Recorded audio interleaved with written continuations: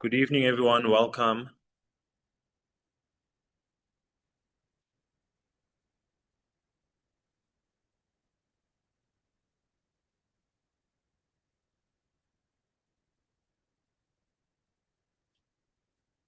Good evening, everyone. Welcome. Evening. Hello. Hello. Good evening. Welcome. Hello. everyone.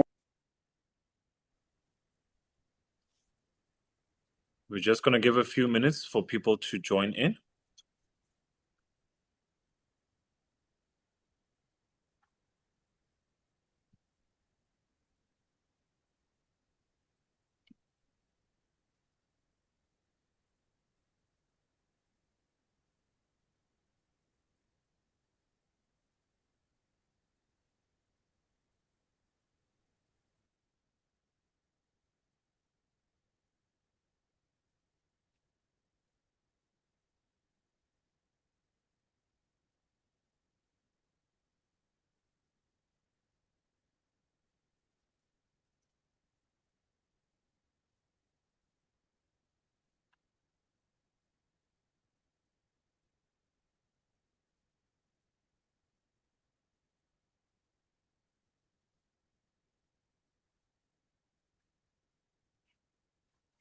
Good evening, everyone.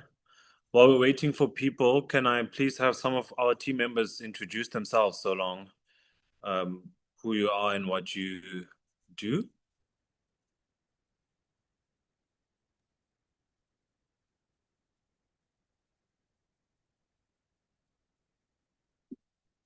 you want me to start off, Milan?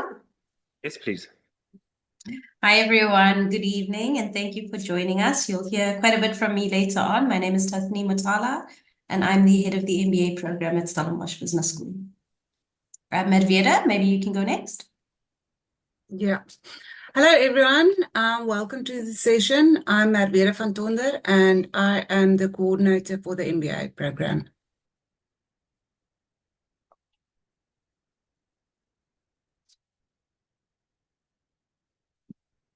Chantal, do you want to go next? Sure. Hi, everyone. Welcome. I'm Chantal Vargas. I work for the marketing department, and yeah, I'm part of the team that sends you invitations. Thanks for joining. Edwina?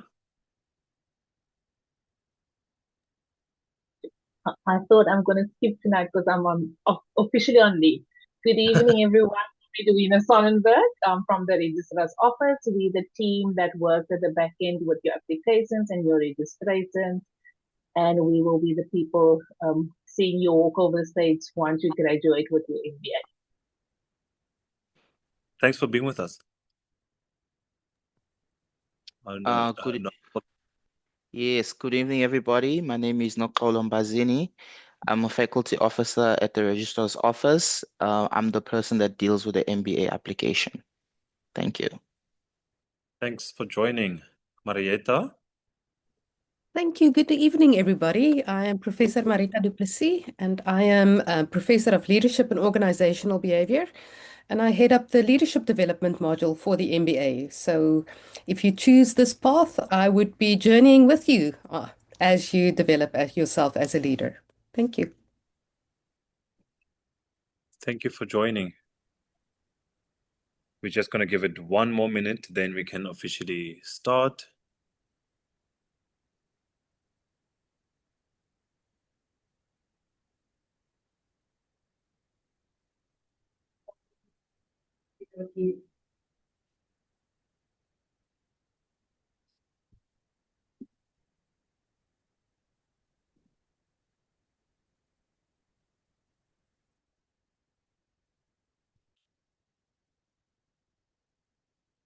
Okay, I think we can start.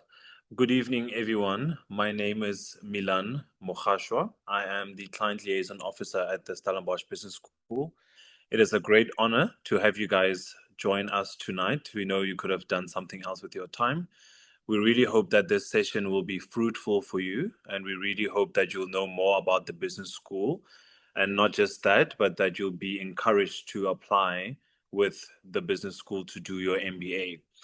So just a few house rules. Please keep yourself muted while the speaker is speaking. What we will do is, before each presenter speaks, I'll just introduce them shortly. And we have ample of our team members who are joining the session as well from the business school. So if you have any question, please feel free to interact during the presentation.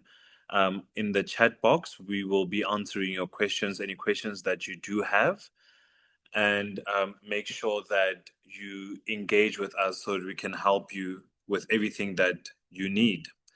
So to just kick things off, we will be starting with the presentation. It will be presented by Tasneem Motala. She is the program head at the business school for the MBA. I'll just read shortly her bio. Tasneem is a senior lecturer and head of MBA program at the Stellenbosch Business School. She teaches operation management, related modules locally and abroad, drawing on prior industry experience in process control engineering and process improvement.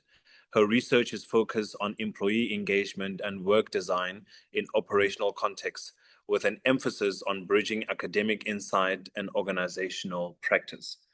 Thank you. Over to you, Tasneem. Thanks so much, Milan. Like I said, welcome everyone. Thank you so much for taking time out of what I know is a very busy day to join us this evening.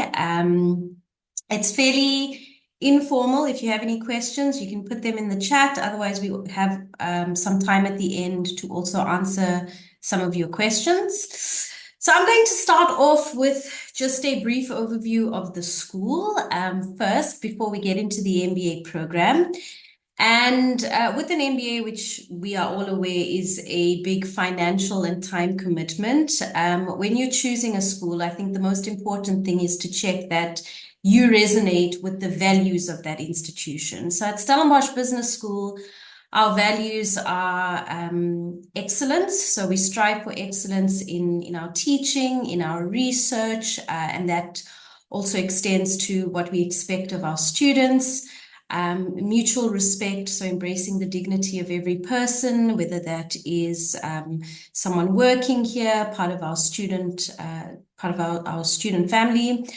Accountability, being answerable for our actions, equity, value creation, and compassion as well. And I think it's important to reflect on these and see whether, firstly, as a first check, if these resonate with you, then you're definitely in the right place and looking at the right school. In terms of the vision of Stellenbosch Business School, we want to be globally recognized as a source of value for a better world. And what that means is, in our teaching, in the content that we teach, in the type of research that we do, we're trying to make the world a better place. That does not always mean profit. It means that as we teach, we're trying to constantly think about, when we do business, how does that impact on communities? How does that impact on the environment? What are we doing in business, where business is a part of, an integral part of society? What are we doing to make sure that we leave the world in a better place than we found it, and for the generations that come after us? In terms of our academic leadership, just very briefly, some of the people, this is not the full faculty. We're a fairly small faculty at the business school.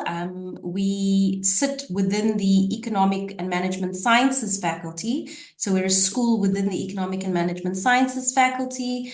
We only teach postgraduate programs. So we have postgraduate diplomas, we have a number of master's programs, and then the PhD program as well.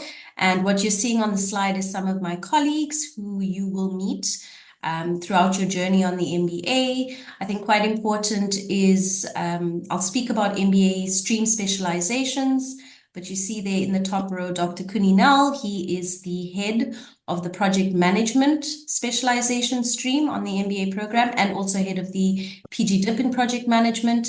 And then Prof. Renata Skuman, who's the head of our MBA with a specialization in healthcare leadership. And the rest of the colleagues, like I said, are some of the people that you'll meet on the program.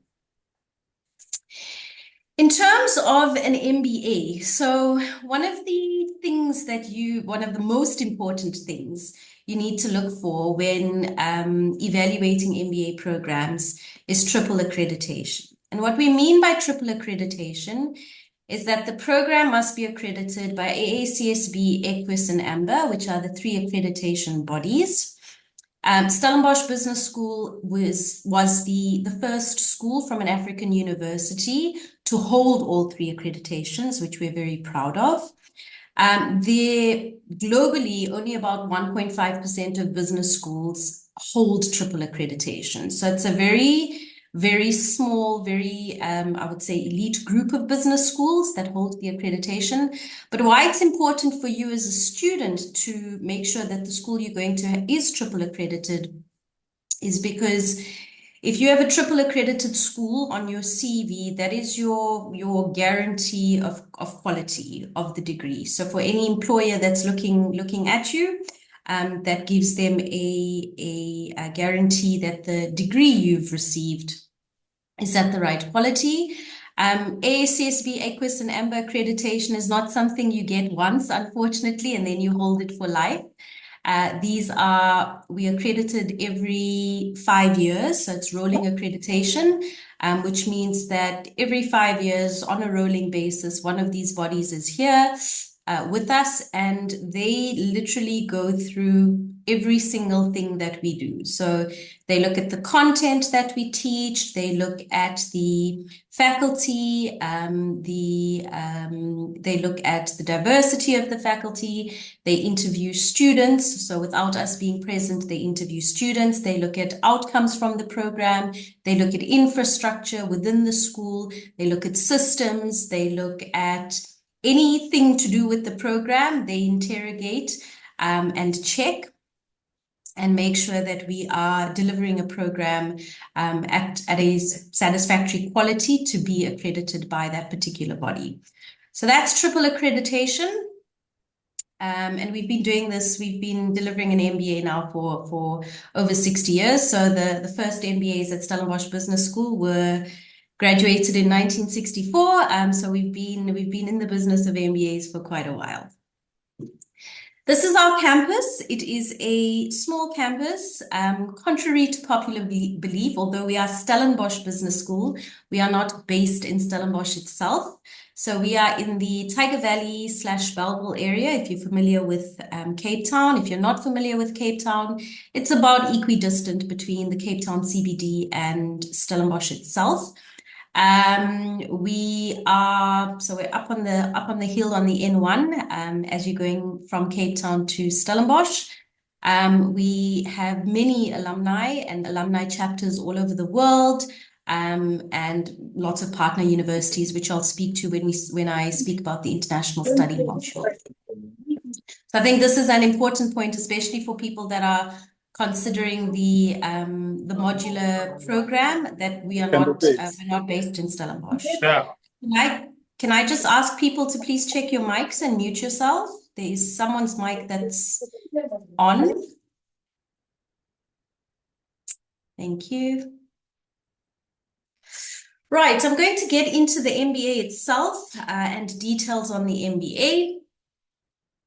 What sets our MBA apart? What makes us different? So there's quite a few factors that makes the Stellenbosch MBA different or unique, but I'll focus on a few of them. So firstly, like I said, we have 3 streams. We have a generalist MBA, an MBA with a specialization in healthcare leadership, and an MBA in project management.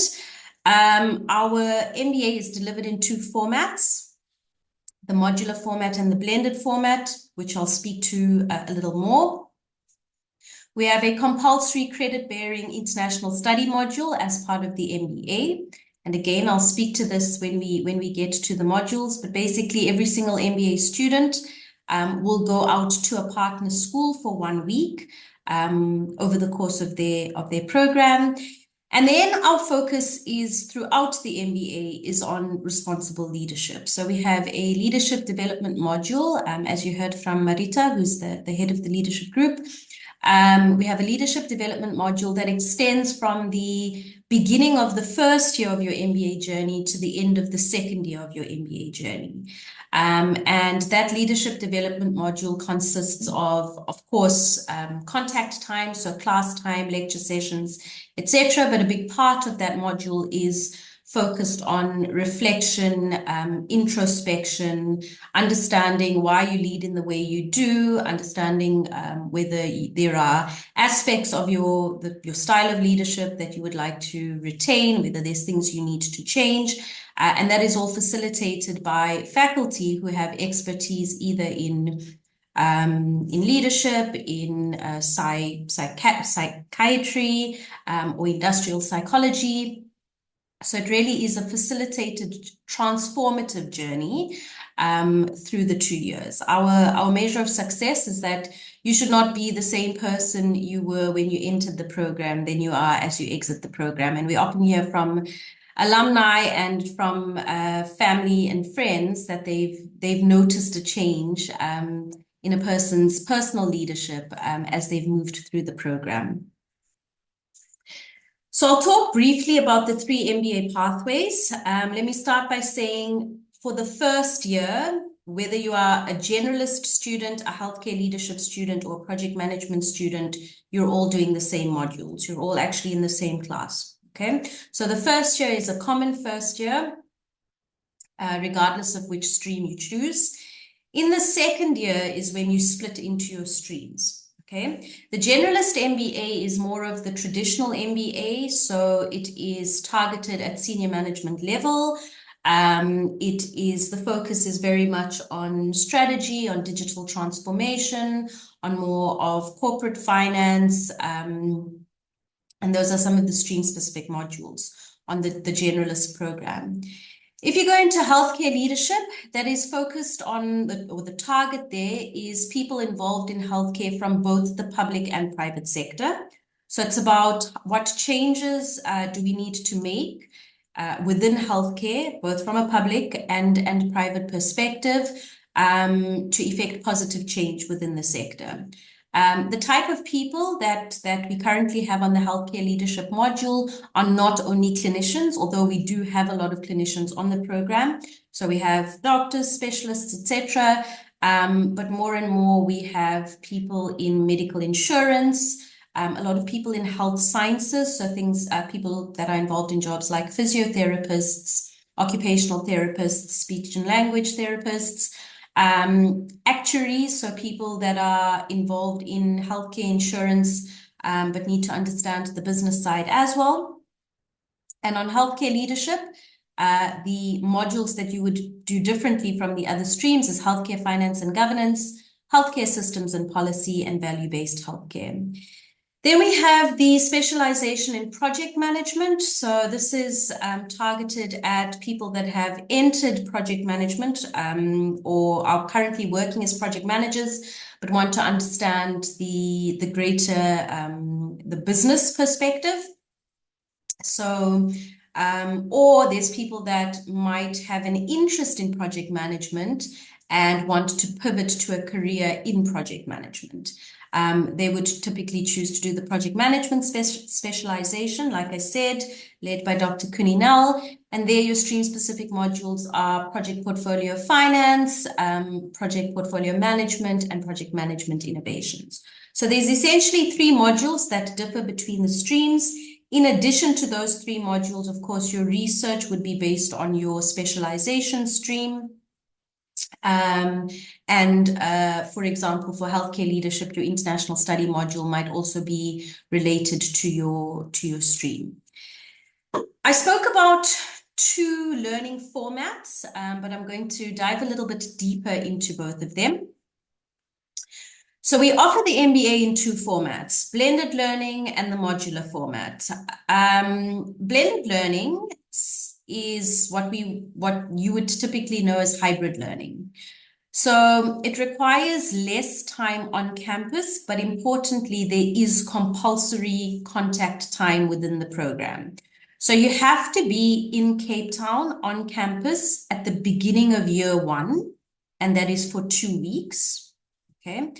So you come here, you spend 2 weeks here on campus. After that, you return home, wherever home is, and you then attend classes weekly online from 4 p.m. to 8:15 p.m. Those classes are synchronous, so they're live. The faculty is there live behind the screen, and you are expected to be online. All classes and attendance are compulsory. So that's essentially what you're signing up for. And then at the beginning of the second year, you come back to campus for a week and a half at the beginning of your second year, and you'll come back at the end of the second year for your elective block, which is 1 week at the end of year 2. So essentially, you have to be in Cape Town for a total of 4.5 weeks over 2 years. But it gives you the flexibility for the rest of that time to learn from wherever you are in the world. And that is why we have quite a few Stellenbosch University alumni that have perhaps now immigrated. So for example, people that have immigrated to the UK or the Netherlands or Canada that still choose to study at Stellenbosch Business School because they know the brand and they trust the brand, and they would only need to be in South Africa 3 times over 2 years. This is a good option if your organization is not able to give you study leave. It then gives you access to the program if you're not able to get study leave. Then if we look at the modular delivery format. So the modular delivery format is what we refer to as block release format, okay? That is where you come to campus for 1 week, Monday to Saturday, 8 a.m. to 6 p.m. For a week at a time, every more or less 6 weeks. So for example, you'll have 1 block at the beginning of February, you go home, 6 weeks later, you would come back in April, then you'd come back in June, then you would come back in August, and then you would come back in October. So in your first year, there's 5 on-campus blocks. And in your second year, there's 4 on-campus blocks. So you're required to be in Cape Town for 9 weeks in the modular format. This is now your typical, face-to-face type of learning environment. It does lend itself to deeper networking because as great as online learning and the online format is, there are simply some types of conversations that you cannot necessarily replicate in the online format. So it's those conversations over coffee, over lunch, in the tea breaks, where it allows you to just network a little bit more.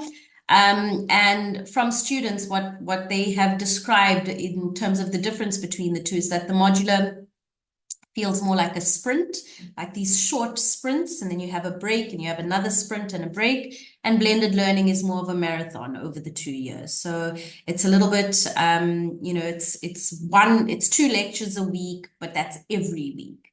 There is no difference in terms of modules between the 2 formats. There's no difference in terms of the faculty. There's no difference in terms of the price. It's exactly the same program. It's just designed slightly differently to fit different lifestyles. So there's no the one is better than the other. It's simply what works for you in your personal and professional life. So I'm going to move on to what the program actually looks like, just very briefly in terms of the structure. So it's 18 core modules and 2 electives. Very important. The Stellenbosch MBA consists of 213 credits. 213 credits in the SACWA system translates to 2,130 hours. So I know it sounds like a lot. It is a lot. 2,130 hours that you have to fit in over 2 years. About 520 of those hours are lectures. The rest of the time is assessments, assignments, and reading. Regardless of which delivery format you choose, pretty much every Monday, there is an assessment due or an assignment that you need to submit. So that can be expected. But you also, as you're sitting here now, have to assess and figure out whether you have whether there is or what's going to give in life so that you can fit in this additional time. The 2,130 hours is a fairly good reflection of the time commitment. We had a student log every single hour that they spent on the MBA, and they got to 2,122 hours. So it's a fairly accurate reflection of how much time you need to spend on the program. In year one, that's the foundation year. So we cover business foundations with modules like communication skills, organizational behavior, stats, managerial accounting, operations, strategic marketing and branding, strategic analysis, and then leadership development as well. In year two, you continue with leadership development, but now we move on to some of the more capstone modules like strategic management. Depending on the stream that you choose, you will do your stream-specific modules. The international study module, which is the 1 week that you spend somewhere else in the world. There are a number of destinations because we belong to 2 consortiums, which gives us access to, one of the consortiums gives us access to 15 schools, another consortium gives us access to about 8 schools, and then we have other partners that we use. So each year there's about 25 to 30 destinations that a student can choose. You'll then do your research assignment. We don't call it a thesis. We don't call it a dissertation because it's not. It is just slightly bigger than a normal assignment. It is smaller than a thesis or dissertation. It's 45 credits, which is 450 hours of work. And then you'll have your 2 electives at the end of the program, which regardless of whether you choose blended or modular, are in person on campus, and those are usually delivered by international faculty. So we usually will have about 12 electives from which you can choose, and we will make sure that it is content that is niche, that you haven't covered in the MBA yet. So they change every year, but for example, it could be something like cryptocurrency. It could be, we have one in healthcare innovation. We have one on mega projects. We have one specifically on emotional intelligence, one on designing your own personal brand, and then a number of other electives as well.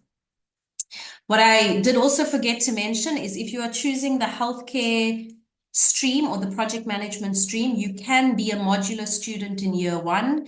But in year two, those 2 streams automatically switch to blended. So there is no modular option for healthcare leadership and for project management in year 2. You automatically switch to a blended student. Okay, I've already covered what makes the MBA unique from an academic perspective, but just to recap, we have our triple accreditation with AACSB, EQUIS, and AMBER. You have the choice of 2 delivery formats. Very important that the blended program is capped at about 75 students, and once that fills up, we cannot accept any more students on that program. So if you're interested in the blended format specifically, then it's best to get your applications in as soon as possible. There's 3 specializations, the general, the healthcare leadership, and project management, and it's a total of 213 SACWA credits.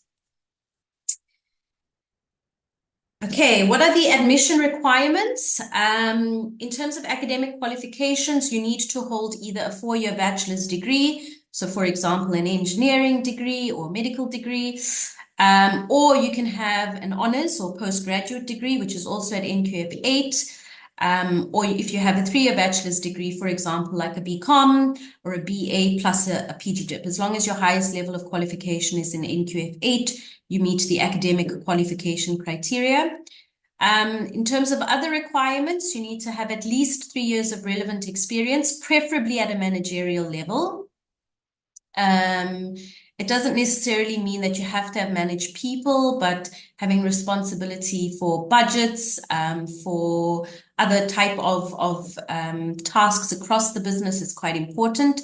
And that's critical because you need to be able to contribute valuably to discussions. You need to be able to, so that you can learn from others and others can learn from you. You need to do an entrance assessment, which Knox will speak about. So the SHL, which is the one we recommend or prefer, or you can do the GMAT if you want. 2, we call them essays, but they're not really essays. It's just 300 to 500 words, a CV, and then your application and assessment fee. If you do not meet these criteria, there is a recognition of prior learning path you could take. The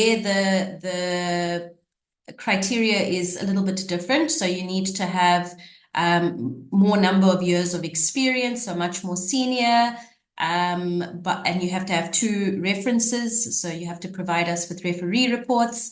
And you will also have an interview with myself and with another faculty.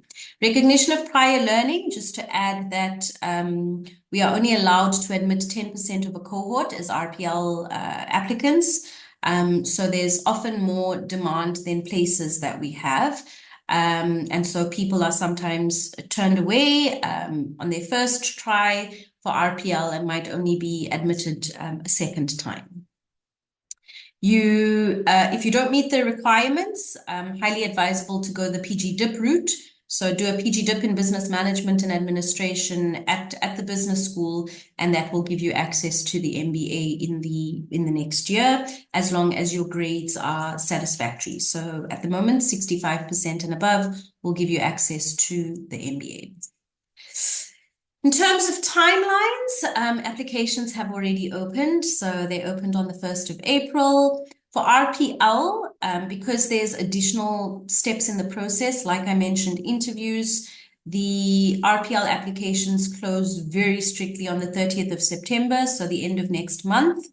And all the other applications will close on the 31st of October, including the international application. So those are the timelines you're working with. But remember, I said blended will close as soon as that class is full. So once the cohort is full, we won't accept any more blended students. Right, that is it from me. These are some contact details that you might need if you have any questions about applications. There's an applications email address you can use. There's a telephone number. Henry and Milan's details are also on there, and you can also just scan the QR code for Stellenbosch Business School socials. Thank you so much, and I'll still be online to answer questions. Thank you so much for that, Tasneem.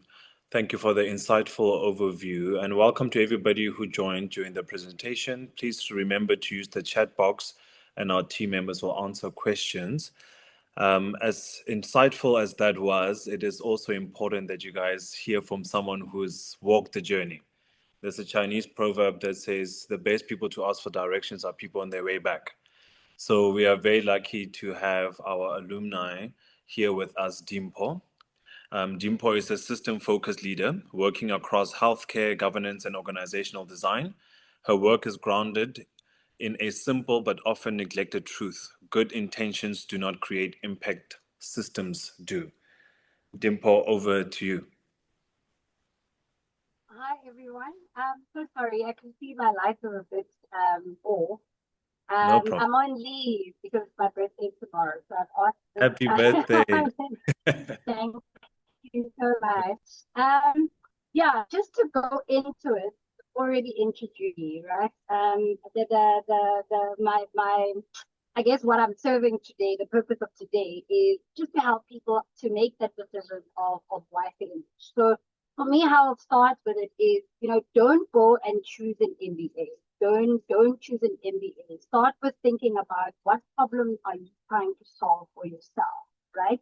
And that problem isn't necessarily a qualification. So with me, I work in a healthcare setting, as Tasneem was mentioning, that even the people that have done MBA healthcare are not clinical. So I'm one of those people where I work in a healthcare space, but I don't have any clinical qualifications at all. So basically, one of the problems that I needed to solve was, how do I actually qualify myself in a space where people are speaking a language that I don't belong?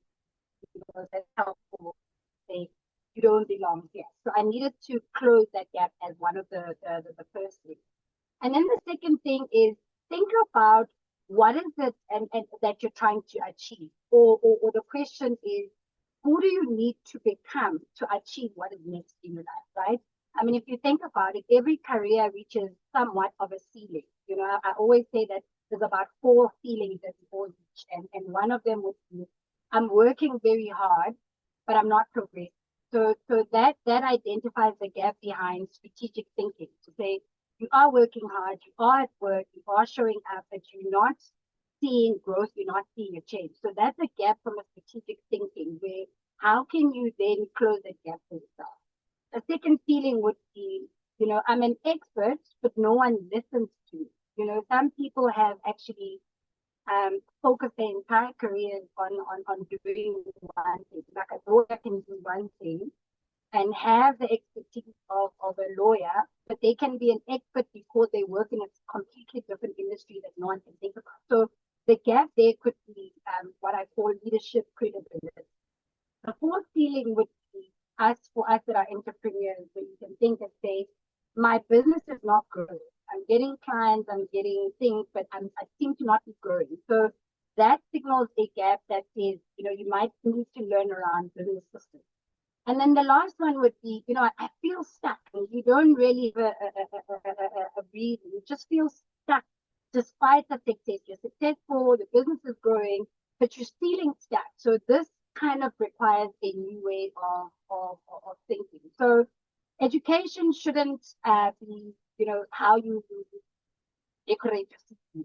A lot of people say, you know, I'm going to do my MBA so that I can have that MBA bracket next to your CV. It shouldn't be about that. You know, it should be about investing in the type of leader that you want to be. And if you think about Stellenbosch, they tell you straight up from the start that they're all about responsible leadership. So what is responsible leadership? And if you look at where the world is going, responsible leadership is not about you thinking about how do I bring in profit for the business?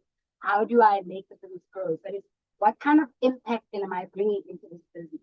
Am I looking at sustainability? How are we actually becoming part of, you know, corporate citizens in a way? So those things are things that you should be thinking about, and not just the qualifications itself, right? So like I said, every investment should answer one of those 4 questions. If you've asked yourself that, you know, will it change how I think as that gap gets? Systems thinking, you know, for me, it replaced how the problem-solving way of doing things. I used to call myself a firefighter. And now I know that, you know what, I don't have to rush into solving certain things. I need to take a step back. I mean, Tasneem was actually my Operation Excellence lecturer, and she taught me systems thinking. You know, most of the time we look at a problem from a single perspective, but if you take a step back and actually look at where does this problem come from, you know, the just having the mentality of thinking from a problem perspective and not always rushing to solutions. And then another question would be maybe, will I learn from people who are different from me? And for me, that was one of the biggest things is in first year, because all of us are kind of combined in one class, we're exposed to all different levels and industries. So there's so much that you can learn from your actual colleagues in the class. You know, if you're worried about sharing your strategy with someone that's in the same industry as you, you have so many alternatives to ask people that might actually be your clients and not necessarily your competitors.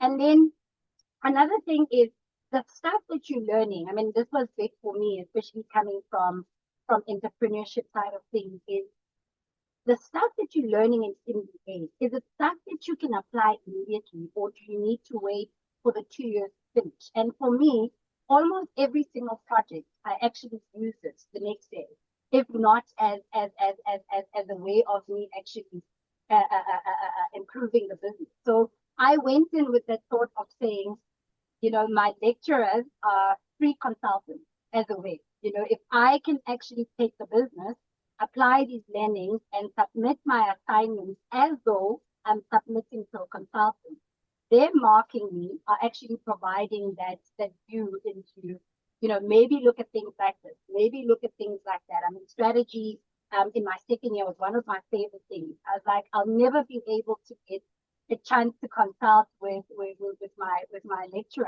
and I went hard on it as a way of saying, I'm not submitting this for my mark, but I'm actually submitting this as a way of improving the business. And then lastly, it's just that credibility. I mean, Tasneem spoke about the AAA accreditation. You don't just want a qualification that will, look good on your paper. You also want a qualification where you say it's triple accredited, it's aligned with responsible leadership. I mean, the connections that you make, they associate themselves with the IOTSA. For me, that's one of my favorite things because it's part of my journey beyond the MBA. So now I've got that bridge already with them without having to go outside. And then lastly is my specialization. I specialize in healthcare. So in healthcare, we tend to think about healthcare as though it's for clinicians only, but it's not, right? The clinicians are actually providing, as I always say, the product. Healthcare becomes a product. But there's always the business side of medicine that we never think about. And that has to do with operational excellence. That has to do with finance. That has to do with all of the other things that we never think about from a healthcare perspective. The only difference in thinking about this is, it's not a loss in profits. It can be a loss of a life, and that's why the importance of doing things like your value-based healthcare, the importance of understanding systems thinking behind healthcare. It was understanding that we're not only working to solve a client's problem, but also thinking about a life, even though I'm not a clinician. So yeah, I don't know if I've covered enough, but I'm still here, I think, for the rest of the session. They said I've got 5 minutes, about 5 minutes ago. I'm here for the rest of the session, should there be any questions later. Thank you so much for that, Dimpo. We will have tons of questions just after Nokolo from our administration staff, who's just going to share with us just a bit more for everybody interested in the SHL and how that progress, how that will work.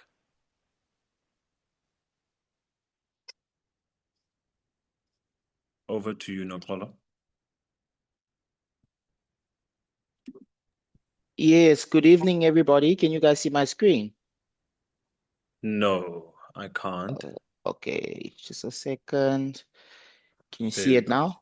Yes, Okay, thank you. great.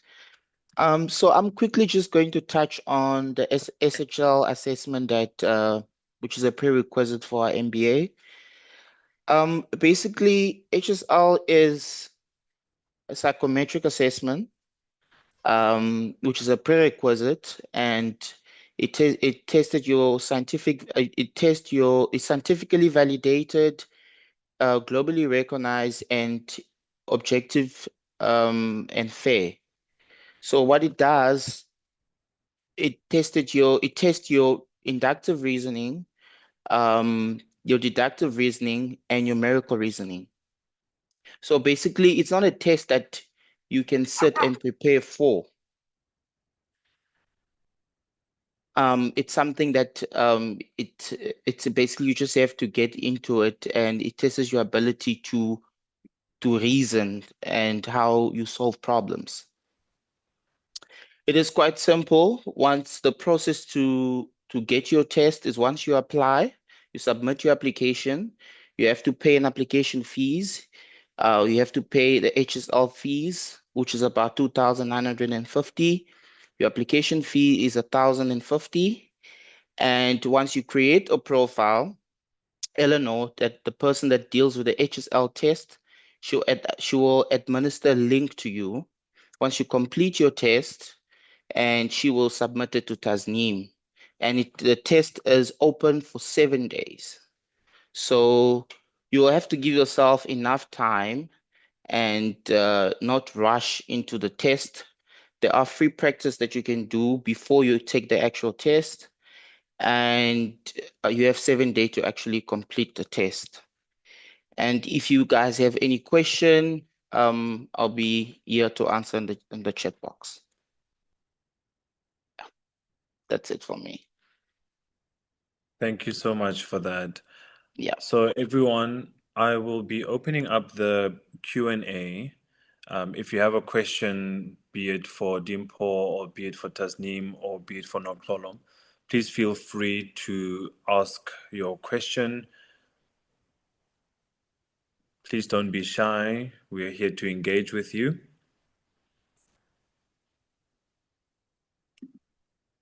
While they are thinking of their questions, Dimpo, maybe I can ask you a question. I mean, obviously, before you started with the program, you were a totally different person than you left. So, what did the MBA do for you in terms of enriching your life? You know, it changed me completely, hey, Milan. Was a whole 360 degree for me. When I went in on the MBA, obviously the goal was career advancement. I didn't anticipate literally the transformation that I will get. Upon arrival, I think within the first couple of months, we had the leadership assignment. I think for me, it's been the most impactful thing I've ever done. The leadership assignment was on the Ericsson stages of development. And this is basically writing an assignment from about your life, starting from when you were born up to where you are now, right? And I think one of the transformations there was taking time to actually reflect on your life and the things that happened that made you who you are today. You know, how you think, how you do things, how you react to things. What was quite enlightening. I mean, I come from a marketing background, so I always knew how to look at consumer behaviors, how to look at, the customer segment and using that research to strategy. But I never actually looked at myself as an individual. And if you think about leadership, it starts with yourself. If you don't know how to lead yourself, if you don't know who you are, if you don't know what makes you tick, it never lead other people. And that's why we see such a mess now in industry where you get people that are in leadership positions, but they're not actually qualified, not from a qualification perspective, but from an individual who they are. So how I lead, who am I, how I am as a wife to my husband, who I am to my kids has changed, how I lead my team has changed. I now understand that I'm actually responsible for grooming who they become within the business. I'm responsible for, for someone to perform within the business. It depends on how I was leaded, how I was communicated. Is my systems in place as a leader, or am I being reactive? So it literally has changed me. I don't know if I've answered the question. I've how I put myself out there, my value proposition. I mean, before Tasneem would tell you, because she knows my growth and she's seen me over this last 4 years.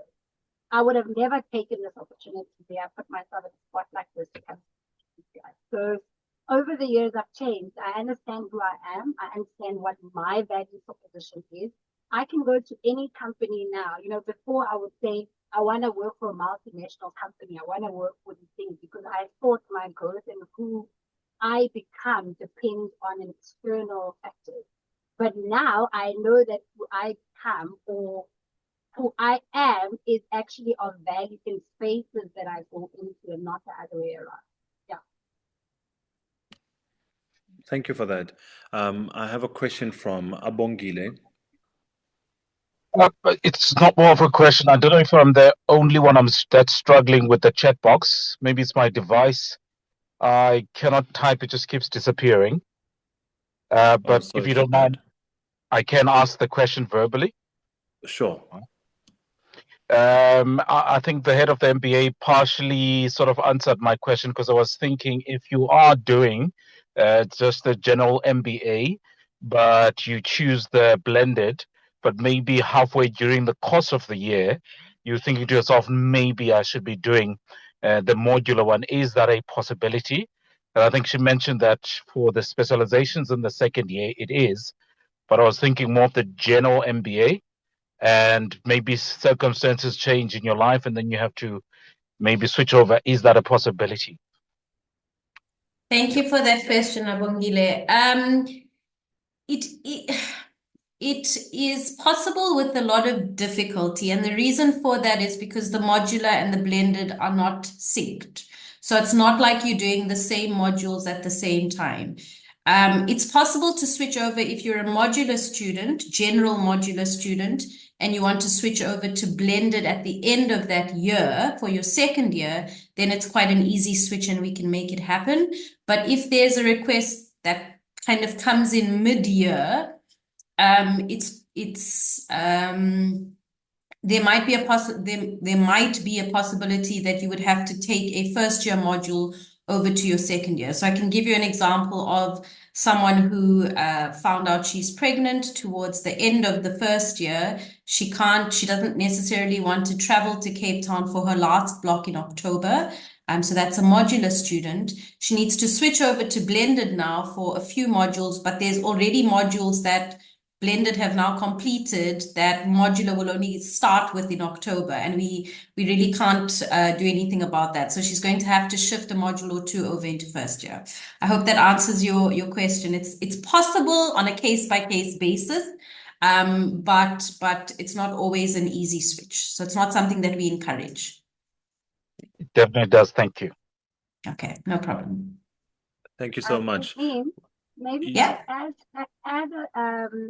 if you are modular and want to take one of the specialization streams, you have to then change the technique. Yes, yeah. Let me just also add that you put into a syndicate team at the beginning of your first year, and you stay in that team for a year.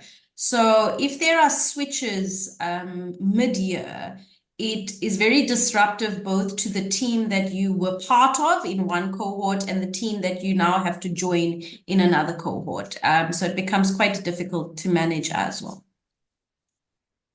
Thank you, Tasneem. Kolisani has a question. Yeah, no, thanks, and good evening. My question is with regard to the SHL, the test itself. If one had done it 5 years ago, will that still suffice? Or one would have to redo it again? That's basically my question. Thanks. Yes, you'll have to redo it again because your HSL test is only valid for 18 months after you've written the test. So 5 years ago will not cut it. Hope that answers your question. Just to add to that, sorry, Milan, to add to that, there's also a person job match where the competencies are specific to Stellenbosch Business School's MBA program. So even if you've done an SHL somewhere for a company and you have results, we cannot accept those because we need the PJM specifically for Stellenbosch Business School. Thank you. Was there another question? There is a question in the chat that I think Abongile has a question. I'll try and answer. Over to you. I do apologize for hogging the spotlight, and once again, my chat box is just not working. No problem. Sorry. Because I am going to be one of those applying for the experiential learning, I think there was mention of 2 references, and I did learn about that, and I've already got them. But what I did not pick up was there was something that needed to be submitted. Does it come from the referencees into the university, or is it something how does that work? But I had something of a submission there. I may be mistaken, but just wanted to double check.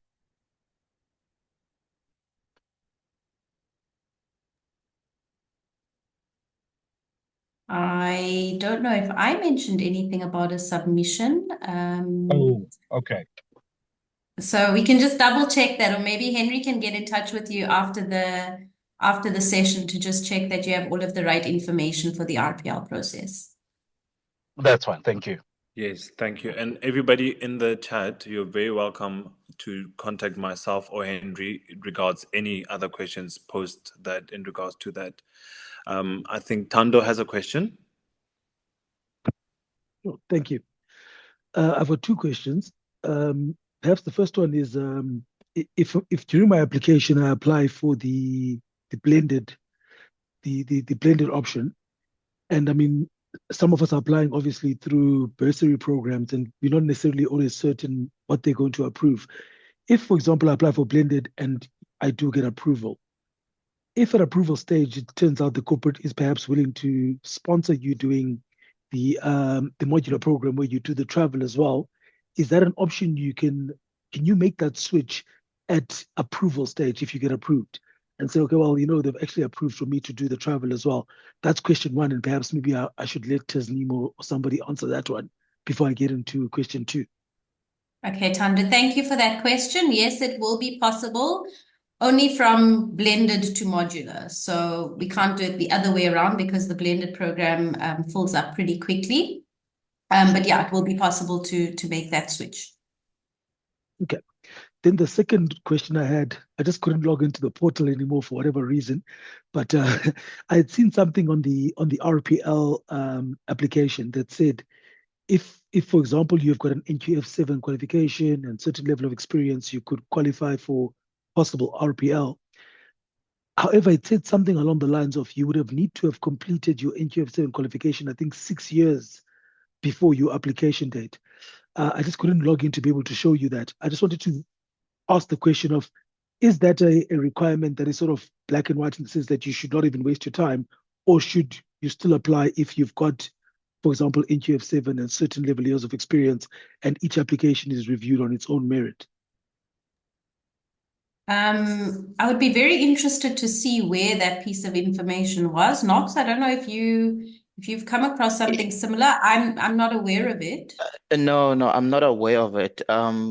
What I know is that as long as you have the enough experience, you can go ahead and apply for the RPL. Yeah. So there's no limitation in terms of when you graduated and obtain your qualification.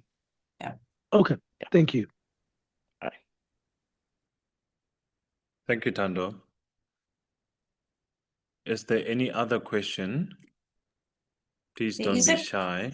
There's a question from Precious in the chat about scholarships. Unfortunately, we don't have scholarships available at the MBA level. So our students are all either sponsored by their companies or are self-funded.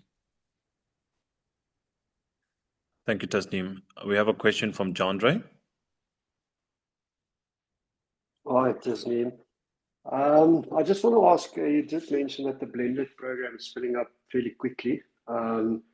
What's the timing from past experience look like in terms of when that gets filled? And I'm a bit of dragging feet of corporates and getting the approval across the line, so I'm just a bit worried that we might run out of time.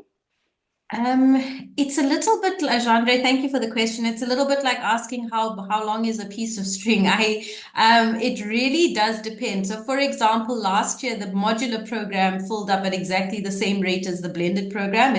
We have an equal number in both, about 80 in both, 75 to 80 in both. At the moment, there's still quite a bit of space. So you're in an okay position, but we know from past experience that applications tend to accelerate now in August, towards the end of August, beginning of September. So as you move towards the deadline, more and more applications come in. So yeah, I'm sorry, I can't give you a straight answer to that question, but there is still space available. Okay, perfect. Sorry, Tasneem, I just want to add to what you just said. I think the sooner you apply, the better. I deal with the applications, and I can tell you it's really picking up now. So as soon as you put your application, the better.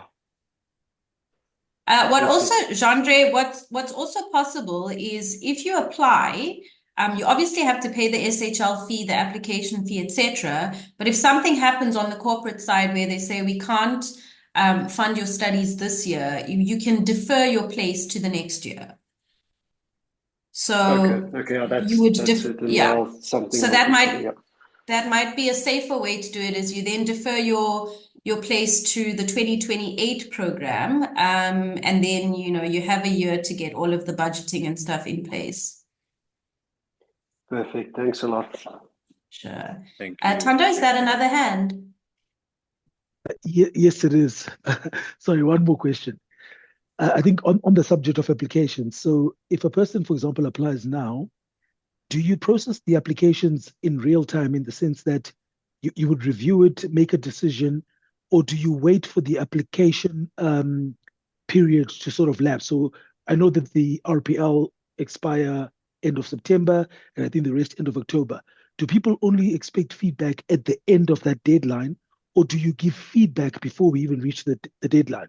And the reason I ask this is because we obviously all have different dates in terms of perhaps when the corporates want to deal with applications, etc. So I think the question is, if a person applies now, is it possible that you get feedback on whether you would be eligible or not before we reach the deadline, or will all feedback be announced at one particular point? Okay. So Chandra, are you asking from a normal route perspective or from an RPL perspective? RPL. Okay. So normal route, yes, it's a rolling, I'm reviewing applications every day. As soon as I review, admit or reject, the applicant gets an answer and they pay their fee and people have already secured their place. With RPL, what happens is we have to have an interview and then we have to rank all of the applicants. So we look at a number of factors. So we look at experience, we look at diversity, we look at the interview, we look at your SHLs, etc. And we then rank you. So we can't give RPLs an answer before all RPLs are interviewed. And then RPL has an extra step where an RPL committee has to ratify that ranking. So basically, I take my ranking to another committee of academics, and they need to check and assess and see whether I've followed a fair process, and whether the final list of RPL applicants has been fairly. We've come to a fair decision. So with RPL, you will only get the answer. Depends when the RPL committee sits, but if applications close September, maybe latest end of September after all of those processes take place. So RPL is a batch process, whereas all of the others are like a continuous flow process. Okay, thank you. Sure, no problem. Thank you. We have a question from Deboho that says, so can you only defer the program to the next academic year if I have taken the SHL, or if I was admitted? Yes, so you first have to take the SHL. That's the first step before the applications will even get to me. So I can't review applications without a completed SHL or GMAT. Then a decision is made which is an admit or reject. And it's only after that, if you have been admitted, but you can't make it to the 2027 year, then you do have an opportunity to defer your place to the next year. Thank you. Chandra? Sorry, I just didn't get the number of successful candidates you're taking. Did you say it's 80? 80 per cohort. So 80 blended, 80 modular. Okay, perfect. So Then I just have another question in terms of this RPL. I'm not too familiar with the nuts and bolts around it. So would that mean if you were highly qualified in a certain field that you might say you very qualified in the financial side of things, that you might get some of those modules off? No. That's credit accumulation and transfer. So that's something different. RPL is if you don't have an honors degree, okay, but you have a lot of work experience. So let's say after school you didn't study, you maybe did some type of a diploma, or you did a bachelor's degree, but you now are sitting 15, 20 years work experience. We would consider that in place of an honors. It's recognition of prior learning, rather than telling you have to go do an honors for 1 year and then only come into the MBA. Okay, perfect. And in terms of, say, your CA, for instance, would you need to go through all those financial models again, even though you probably did most of it through your studies? Yes. So it's slightly different, the content. You've also, people have done their BComs and BCom honors maybe 10, 15, 20 years ago. Things have changed. There's now a focus on governance, ethics, etc. So we require in 9 cases out of 10, you have to do the modules again. There are there's some very unique cases where someone might have done a master's in corporate finance, for example. And then they can apply for credit accumulation and transfer. And that is quite a lengthy process. They need to give us all of the documentation from their institution. We review it, and if we see that there's a high similarity between the two modules, then we would consider credit transfer. But yeah, all the CAs do managerial accounting, all the engineers do operational excellence, all the marketing people do strategic marketing and branding, because it's at a slightly different, the context is slightly different than what you would be used to at a discipline specific in a discipline specific degree compared to a business degree. Perfect. Thanks a lot. Sure. Thank you, John Roy. And from a recruitment side, everybody, Dimpo said in the chat, advice from her, the sooner you apply, the better. And that is across the board.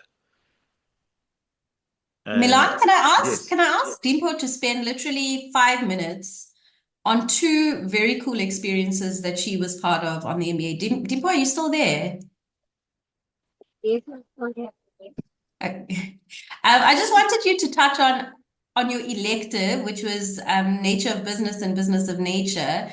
And then Dimpo and I, for the international study module, spent a week in the Amazon learning about climate leadership. So I think she had two very unique experiences throughout her MBA. And I thought maybe you can just touch on that briefly.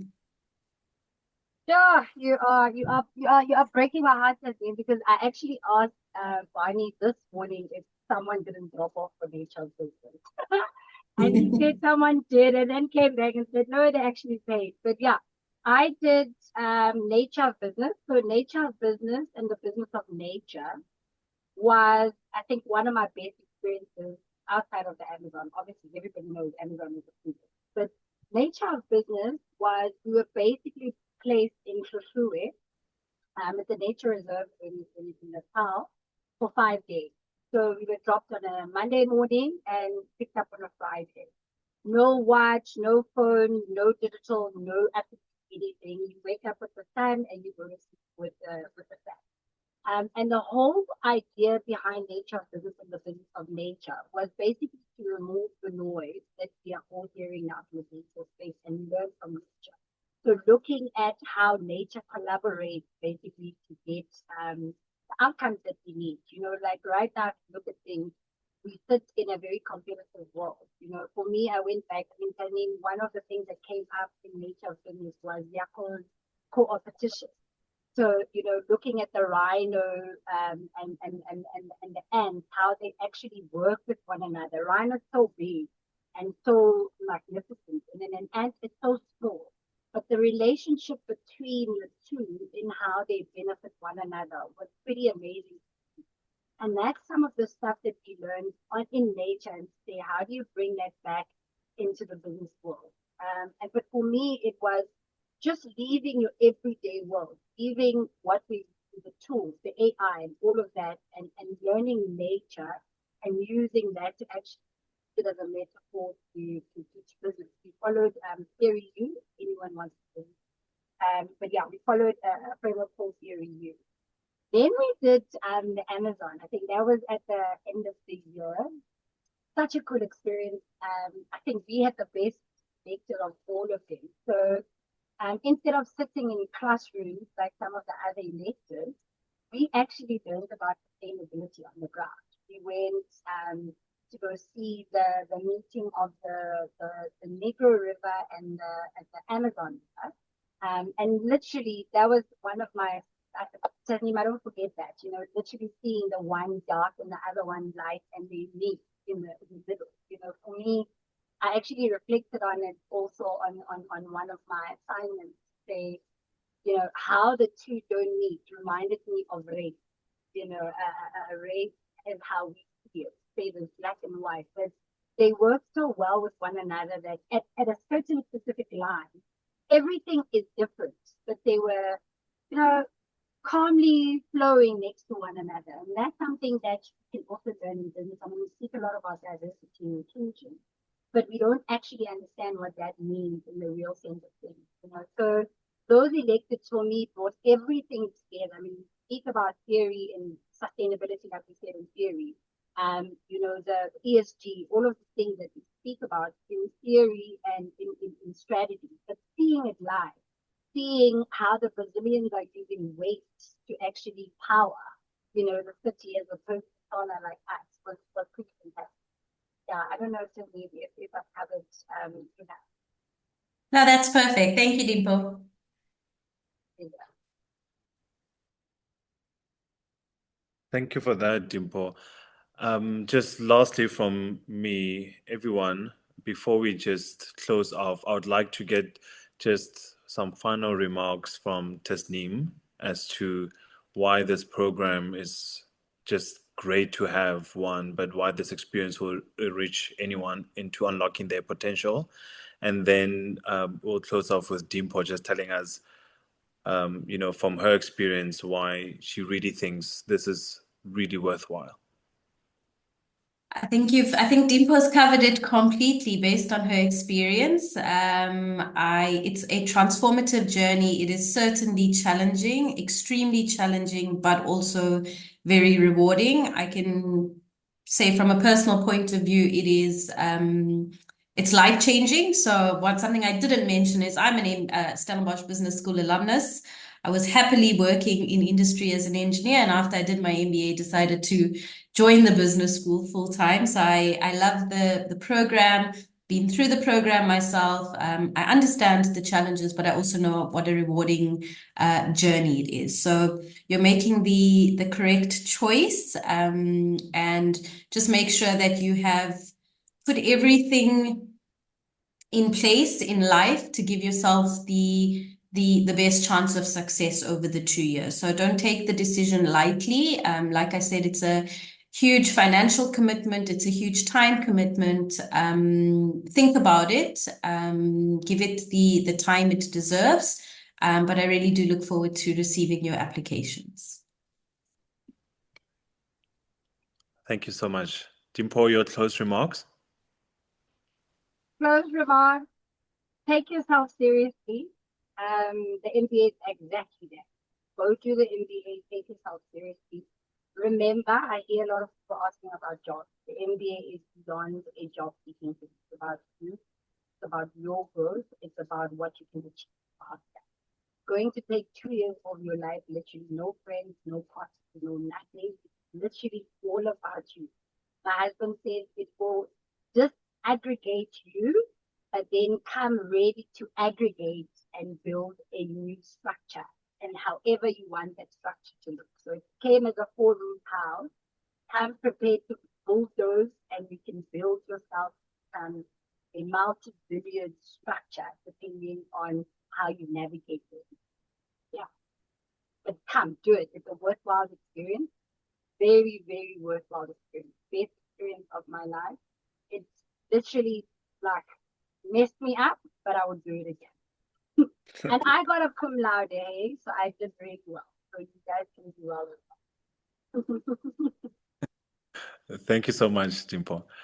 Everyone who's joined, we thank you for joining us tonight. I hope that this session has given you more clarity and more insight to the business school. Please feel free to contact any of us. And if you're struggling, you can call the campus and reception. Just ask for Milan and Henry, and we'll gladly help you with any request that you have. Dimpo, thank you for taking time, and happiest birthday to you tomorrow. We wish you everything beautiful and well. And Nokolo, thank you for being here and giving us some insight, and to the team and to Tasneem, thank you so much.